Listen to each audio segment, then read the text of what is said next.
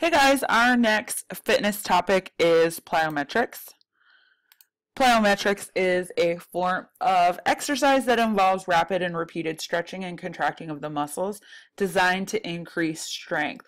It is basically jump training that focuses on those muscles in our legs, okay? So when we jump, on our way down, we land on our foot, and the muscles in our calf and thigh are stretched, much like a rubber band on that impact. Okay, if you immediately contract those muscles to jump again, you can explode with greater force than if you didn't stretch those muscles at all. Plyometric training trains those muscles to contract more rapidly and to explosively contract more muscles each time you contract, okay? We call this the stretch shortening cycle. And there's lots and lots of benefits of plyometric training, okay? Power, strength, balance, and agility. It's something that's used by elite level athletes as a regular part of their training routine, but when done appropriately can definitely help benefit our overall fitness and well-being, okay? One of the reasons we don't see plyometric training in high school students very often is there's a lot of dangers to it, okay? I've pulled some pictures of some common mistakes that people make when they're jumping, and I'm going to point them out, okay? So the first thing is notice how the head and the shoulders are not aligned with the knees and the feet, okay? This should be this should all be in the same plane right here, okay? By leaning over our knees, we're putting more stress on our knees, and that can create a lot of problems later on down the road. Over here, we have a proper position as we get ready to squat. Her feet are shoulder width apart. There's appropriate spacing between the knees, okay? But look at over here. The feet are not shoulder width apart. Our knees are together. So we're not in the same plane lining up our toe, knee, and shoulder. Okay, anytime those things are not in alignment, we risk injury. And the last thing is look at her angle on her back. See how it's arched? We want to have a straight back with our shoulders pulled back. Another way that plyometric training can be dangerous is it's a high impact activity that we need to give our body time to recover from. So if we're plyometric training every single day, we're basically going to tear our body apart, and we're going to more likely to get injured or have something happen because our muscles and stuff become fatigued. So we should only be plyometric training 2 to 3 times per week, no more. All right, so let's talk about jumping technique. All right, for the starting position, our knees should be bent with shoulder width apart, and we should have the weight on our midfoot.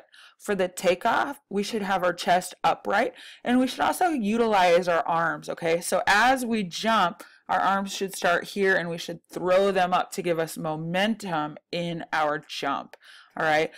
This nice picture here only captures the beginning and the ending position. It doesn't capture what the middle looks like with the arms above the head.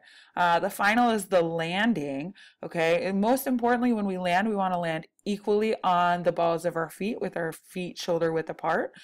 And we want to land softly by absorbing the landing, okay? If we're landing really hard and making a lot of noise, once again, we're putting a lot of stress on our knees and our ankles, and that can lead to injuries later on. All right, so today we're going to be doing a plyometric circuit in our fitness groups, okay? So station 1 is going to be box jumps, power jacks, lunge jumps, bounding. Station 2 will be drop jumps, tuck jumps, squat jumps, and B-skip. Station 3 will be alternating leg jumps, burpees, squat knee drives, and a skip. So when you come into class, we're going to be upstairs in the fitness center. I will have some cones laid out marking this, okay? We're going to do each exercise 5 times, okay? So if you're in the, let's just say, cardiovascular group, your group may start here, okay? You'll do 5 box jumps, you'll move on, you'll do 5 power jacks, 5 lunge jumps, lunge jumps, and then you'll do bounding all the way to the wall.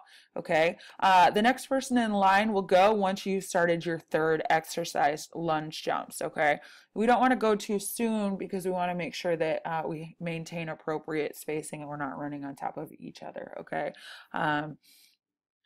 so once your entire group has gone through this circuit right here 2 times, okay, they'll come back here and they'll get in line, and then they'll go a second time.